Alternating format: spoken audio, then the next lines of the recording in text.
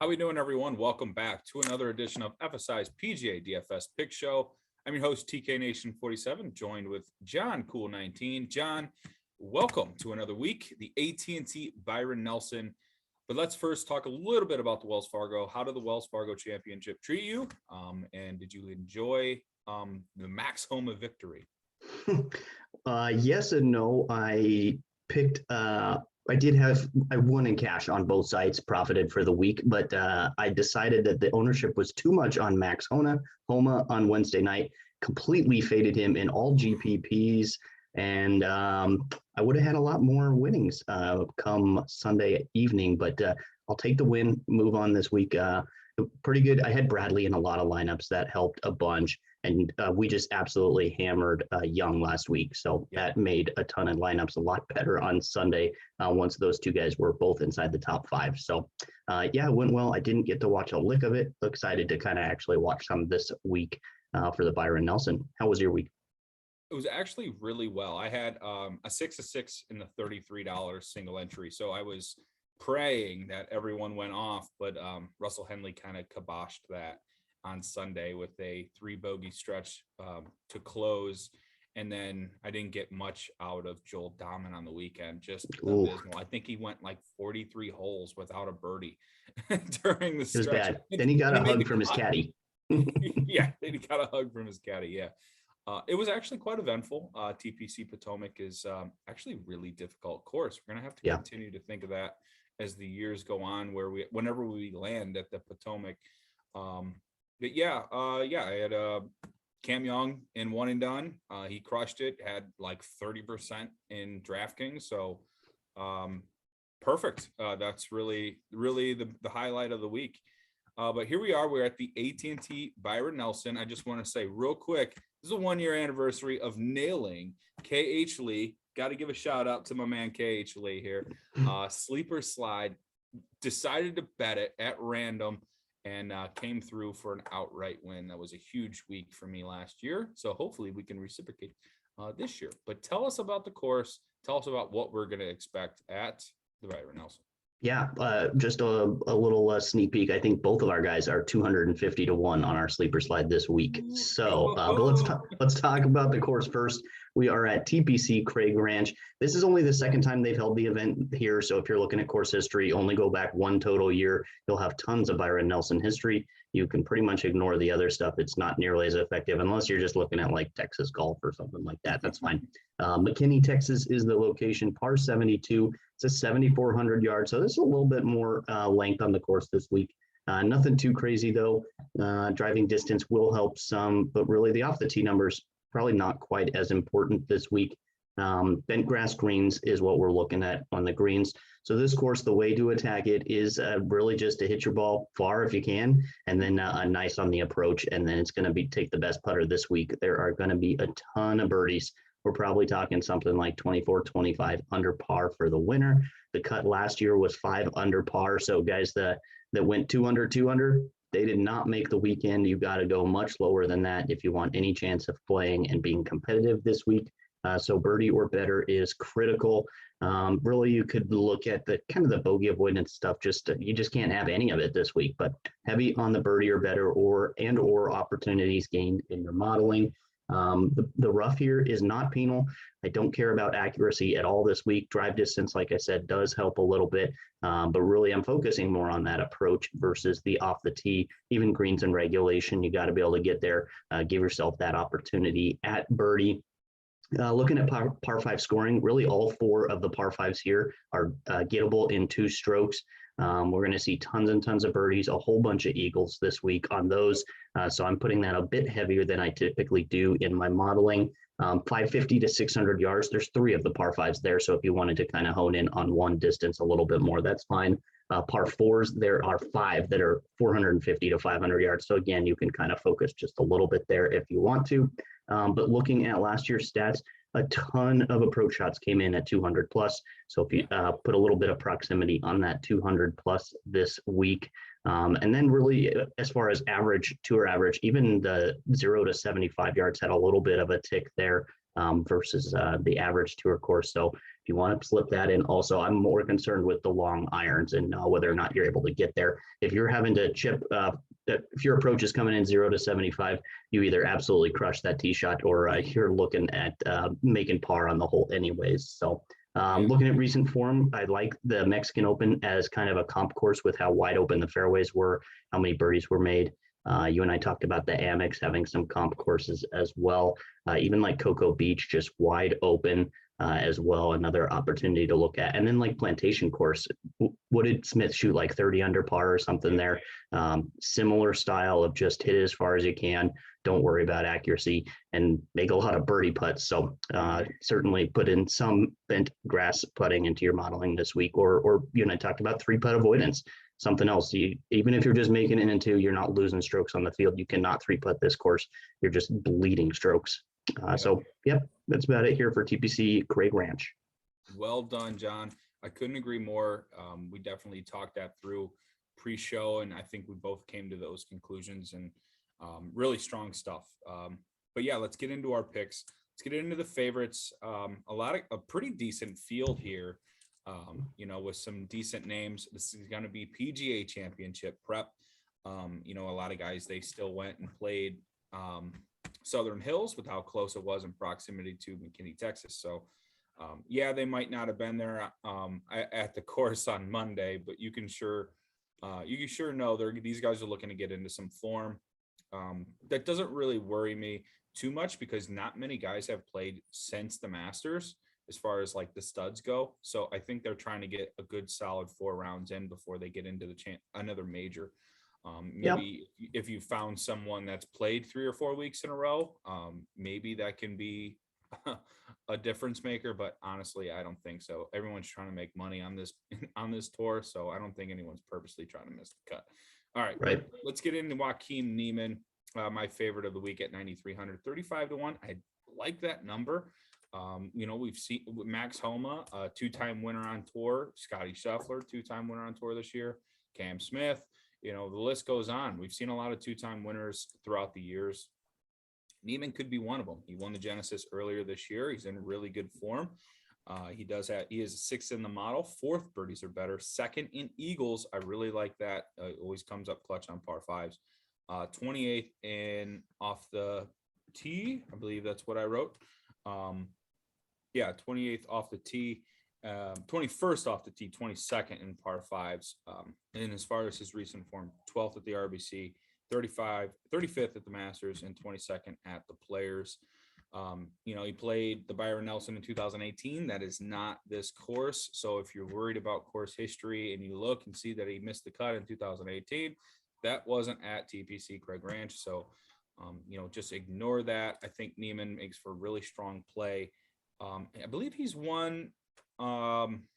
Didn't he win at the Greenbrier in West Virginia? I believe that's bent grass greens as well. So, yeah, it might be. Yeah. So I would feel encouraged about his performance on bent grass, even though he won on POA. So I think he culminates into a good play this week. I love the price tag. Tell me your thoughts on Niemann, and who is your favorite of the week? Yeah, Niemann, one of the first guys I really looked at up top over 9K. I mean, there's a bunch of guys to like up there, but I think Niemann kind of sticks out at that low end of the 9K range. We'll see what ownership kind of turns out because he's in there with a bunch of guys that everybody loves to play. So we'll kind of see how that works out. But I do really like Niemann this week a lot. And an opportunity to maybe make my cash line at that 9,300 price tag. A guy I won't find myself, though, making room for in my cash, although I'd love to do it, but just can't afford that probably. Justin Thomas for me. He's not the most expensive golfer, but right there below Scotty Scheffler. He comes in at 10-6 this week. The 9-1 odds to win. I actually kind of like that bet. Wouldn't love usually betting anything under 10-15 to 1 odds, but I think Justin Thomas just absolutely sticks out on this course. And just his skill set matches really, really well. His form coming in, he just did miss the cut at the PGA Champion. I'm sorry, his last missed cut was at the PGA Championship of last year. He has no missed cuts on tour since then. Just absolutely killing it here recently. His last 10 events, 6 of those were top 5 finishes. That includes 8 at the Masters, 8 at the Phoenix Open, which I kind of included in my comp courses. fifth at the Tournament of Champions, again, a comp course, and then sixth at the Genesis, where Neiman won. I think that kind of correlates with a strong field as well. So I like that. He's really, really good on long par fives, and also his proximity from 200 plus. There's not many guys on tour better than him. He didn't play this event last year, but when I looked at just all the comp courses, added up total strokes gained, he leads the field on my modeling there. Number one on approach, second birdies or better, fifth in par five scoring, and then 12th in distance. So really everything I'm looking at, he falls in at top few in my modeling. So I'm going to go with a lot of Justin Thomas in GPPs. Number one in my model, Justin Thomas this week. Definitely going to be the guy I like to play here up top. I'm not going to fade Scotty Scheffler. Just figured we'd get that mention out there. I don't think it's smart to fade this guy at this moment. But I love Thomas for maybe the GPP aspect of everyone's going to play and have the same thought of, hey, Scotty Scheffler is unreal right now. So maybe JT goes a little low owned. We'll see. What was that? We'll see. I mean, who knows what the ownership will do, but Justin seems to stick out more to me. Yep, I agree. All right, Maverick McNeely in some value plays here, 7,800. I got another guy at 7,800 too. Might be a decent GPP strategy to play both of these guys in the same lineup. Sometimes guys like to pick the same, one of the golfers at that price range. But Maverick McNeely, I'll start with him first at 7,800, 55-1. Hasn't won on tour, so I'm not sure this is the time. I'm actually hoping that it's somebody else's maiden win this week. We'll get to that later. But he is a super consistent golfer, and I thought at 7,800 you couldn't beat it. A model darling this year, 26th at the RBC and 35th at the Valero, 7th at the Genesis. I didn't see anything maybe I didn't look far enough back at the Amex, but 9th in the model, 3rd in par fives, 3rd birdies or better. I mean, he's going to grade out so well in all of these statistics. He doesn't have many that are over the 29th mark as far as in the field. And that's hard to do for a guy that's 7,800, 18th in Eagles. So I really like Mav this week. And also I like Siwoo Kim, 7,800 at 65-1. Now that is a bet I would like to shop. Like you might be able to get like 80-1 on Siwoo Kim. That might be a better number because Siwoo has the winning upside where Mav I felt like would be better consistent for cash. I feel like Siwoo is the direct GPP pivot with that winning upside, a little volatility involved here with the putter. But, we talked about this pre-show. KH Lee, as you mentioned, before we started, lost a lot of strokes putting leading up to his win. Siwoo Kim, not a guy famous for gaining strokes with the putter, but he is famous for having those weeks where the ball striking is just unbelievable. And, the last couple of weeks, we've kind of seen him go through some of those same processes. 37th at Wells, 42nd at RBC Heritage, 39th at Masters. Those aren't awesome finishes, but he's gaining strokes in all tee to green, off the tee, approach, even around the green. He's just not making many putts. If it all comes back and those putts start falling, there could be a boom week for Siwoo, and you're going to get that top five. So I like that for Siwoo Kim, and better on bent grass than he is anywhere else. So gotta love Siwoo. All right, what's your thoughts on those two, and who are your favorite values? Yeah, I think you spell it out really well. That Siwoo Kim, excellent GPP option.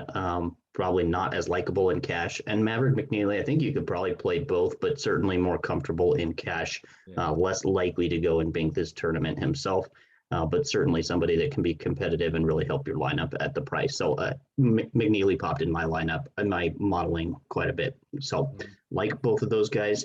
I went with a couple guys that I think are probably going to garner a ton of ownership, just a little higher in the price range, but both at 55-1 odds. Adam Hadwin at 8K flat. He hasn't played in about 3 weeks now, so not too much as far as like recent form. But before that, he made 4 straight cuts. 3 of those were top 10 finishes, Players Championship, the Valero, and Valspar. And then he was also 26th at RBC Heritage. So I'm not I'm ecstatic about the form really as leading into this event. He's been really, really good on approach, 6th in this field, 21st birdie or better, and 4th on good drives gained. 6th greens in regulation as well. So a lot to like in the modeling. He's excellent on bent grass greens, 10th in the last 100 rounds, and even better than that if you just kind of look at the very recent last 12 rounds. He's 8th in this field. Did not play this event last year, but he comes in my modeling 14th on comp courses. I think there's a lot to like here for Hadwin. Expect him to be very, very popular. And another guy that I can't see how he doesn't garner a ton of ownership, and that's Johnny Vegas at 8,400. He did take about a month off for elbow surgery. He posted some stuff on socials, just kind of showing him lounging around in a big cast. That had me completely off him last week, and it would have been a lot better because the model loved him, but I was terrified to even try it. So I have absolutely no reserves this week. I'm going full Johnny Vegas. He was 15th in his return last week after taking that month off. He's made 4 straight cuts. All of those are top 30 finishes. The surgery obviously didn't hurt him, his game at least. Course history, he was 9th at this event in 2021, so I'll take that. He's also excellent on easy courses, 15th on approach, 6th birdie or better, and number 2 on par 5 scoring for Johnny Vegas. It's also 4th distance, so he's going to get it out there. He's going to make birdies, and he's going to crush these par 5s. I see him having a great week here at Craig Ranch. Yeah, there's not many statistics that Hadwin isn't finishing inside the top 20 to the field this week. Just a lot of it's really good. I mean, he doesn't score well with eagles, but sure. You mentioned take that with a grain of salt. It's if he's not going to make eagle, and then if everything else is sub 20, then he's probably making birdies. So sure. You mentioned that. I ran a comparison earlier today of strokes gained total versus DraftKings points total. And he is one of the worst golfers in the field when it comes to basically finishing better than his finishing position. So he is not scoring as many points as the guys around him in the finishing position, but he's finishing high in the event. So that's what I like here at the 8K. It's not really scary to think that he's not scoring, but it's like you said, he's not making the eagles as much, not stringing together maybe as many birdies, but he's also not putting in bogeys, and he's making a lot of pars and birdies as well along the way. So I like that, even though my one stat I just gave goes against it. Yeah, I mean, that could completely flip. It's just encouraging to see that he does have the good, solid finishes. His competitiveness is back. Hadwin was, really good when he was winning at the Valspar. He shot a 59, I think, in that same year at, I believe, La Quinta, which is the Amex. So if there's some comp course correlation. So I really like the Hadwin call. I gotta admit, I didn't have much Vegas on my radar. And I didn't know about the elbow surgery. So that was very insightful stuff. But yeah, very encouraging to see him get back to form. Cool stuff on the value plays. Let's get into the sleeper slide here. Man, I did not love much sub 7K this week. It's a desert. It's gross down there. I mean, nobody pops in the model, but I feel like the 2 guys that we're about to talk about right now, we always try to keep the sleepers sub 7K, but it was surely hard this week. I'm going with Austin Smotherman, 6,600, 250 to 1. I mean, I don't feel as strong on it as I did KH Lee last year, but I feel like I have to. I feel like I got to sprinkle some Smotherman money down there just to see what happens and see if it's just a Byron Nelson thing. But he's a good ball striker, 25th last week. He's got some good form. 18th in the model, 16th on the approach, 9th in ball striking. It's 32nd, I think, or 10th in opportunities gained. And 25th at the Valspar. I mean, it's you got to kind of pick and choose what you want to talk about with these guys, because man, as much as they've done well down here, there's some moments where you're like, ugh. You're gonna find that all throughout that 7K range. I thought this guy, because of his ball striking, was a can't pass. So what are your thoughts on him? And going with the familiar name here? Sure. I mean, you know me, I've been playing Smotherman for weeks and weeks, especially like the alternate events, things like that. I've been just hammering Smotherman. I like him a lot. The ball striking just sticks out. But I went a little bit different here. Hudson Swafford, been around a bit longer here than Smotherman. His form is pretty decent. He made his last 4 cuts, and that includes the Masters and the RBC Heritage. He's 31st overall in my modeling, so it doesn't jump out, but he's priced at 76th in this field. So I think there's a bit of value to gain there. He ranks top third of this field on easy courses, so I think he's going to be able to score well. He did miss the cut at this event in 2021, but I kind of dug into the why. He bogeyed a par 5 each of those first 2 days. That's 4 strokes right there. That'll take you out of contention of making the cut unless you've been lights out otherwise. He ranks 16th in this field on par 5 scoring. So that's abnormal for Hudson Swafford. He's typically much better on the par 5s. I could easily see him bouncing back and birdieing, 3 out of 4 each of the first 2 days and make himself comfortably inside the cut. He's 20th on approach, even though this slide says he is a god with the irons. No, he is just very good with the irons. 20th on approach, 12th birdies or better, 30th greens in regulation, and top 30 in distance as well. I think he is a guy worth taking a shot at down here. Even like a top 10 bet, I think would be great on Hudson Swafford or Smotherman. I could see that on both of them. Right. Pretty sure Hudson won the Amex, no? I believe that's right. Yeah, so there we go. Amex correlation. He putts really well on bent, so I like Swafford. These two are probably going to be it for me in the 6K range. All right, moving on to the one and done slide. Got a nice bounce back from Cam Young last week with that second place finish. Put me back into the money, so thank you. Shout out to Cam Young. Hopefully the win comes for you soon. I'm going to go with Will Zalatoris, 17th last year in 2021 at the Byron Nelson. Has quoted to say he's played this course hundreds of times. He is a Texas kid. I'm hoping, and I watched Happy Gilmore yesterday, so I have the Will Zalatoris caddy vibes going. So hopefully Will Z maiden victory. I've already got Scotty Scheffler's maiden victory right. I got the KH Lee win right last year, so I'm hoping we can get our guy into the winner's circle this year or this week. And so I'm going Willie Z. Now, talk to us a little bit about some of the opportunities you had while you were in a different state last weekend. Yeah, so last week I did have Aaron Rai here. He was a 1 stroke off the lead after the first round. Barely made the cut, was awful on the weekend, finished it just about dead last, if not dead last, of everybody who made the cut. Gave me almost no money on this one and done. Went backwards again by a little bit after basically a first round leader. So I'm going Adam Hadwin this week for all the reasons I stated before. But yeah, I was in a state with some legal betting, put down some futures. So I am looking at some Will Zalatoris here for the PGA Championship. I also have a can't lay ticket. So I got some stuff in the works here, finally now being able to lay down a couple bets over the weekend. Loved it. It was a little bit of runway action on your way out the door. Yes. Really cool stuff. Hopefully Willie Z goes back to back and he sparks that Scotty Scheffler mojo, or I can get Willie this week and you can get Cantlay next week. So that'll do too. I'll compromise. But no, good stuff on getting some bets in. I'm sure that was some fun. All right, guys, that'll do it for this week's show. You can follow me on Twitter at TKNation47. That is John Cool 19. You can also follow us on our Twitter handle at FSI_DFS and on our website, FSIDFS.com. On the website and in our Twitter link bio, you can get a Discord chat link. Sign up. You can get it.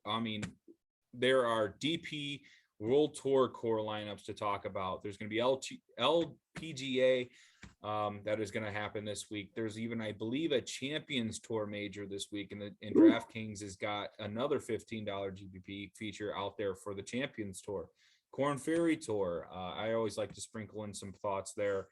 So there's plenty of golf going around this weekend. So if you want some starter lineups, cores as we call them, and some thoughts on you know, more in detail about maybe some weather stack advantages or anything like that. So join us, and hopefully, you know, we lead you to some of the green screens, not only for ourselves, but for you as well.